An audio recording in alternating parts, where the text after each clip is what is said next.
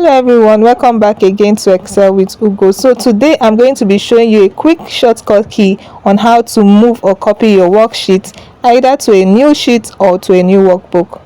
What most Excel users do is to right click on the sheet they want to copy, click on move or copy, then select the position where the sheet should stay, create a copy, that is if they want the original copy to remain.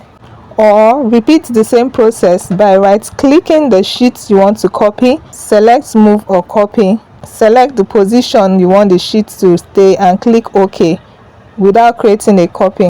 But a faster and more efficient way to create a copy while you still have your original worksheet is to hold down your Control key, use your mouse click and drag to your selected position.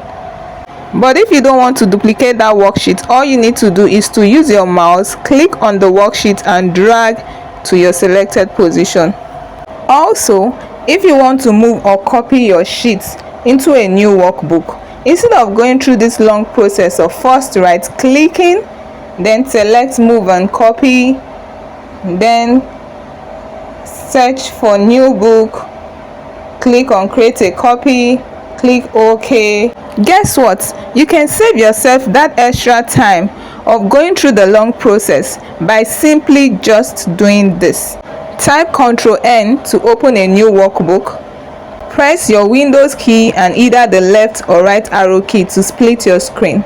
Select the second workbook, and when you have both workbooks side by side, you go to the sheet you want to copy, hold down the Control key, use your mouse to click on the sheet and drag to your new workbook. But if you don't want to duplicate the sheet and completely want to move to a new workbook, just use your mouse, click on the sheet, drag and move to your new workbook. And it's as simple as that. So guys, this tip would save you time and help you work faster. Thank you for watching, and please don't forget to subscribe, like and share this video. Bye for now.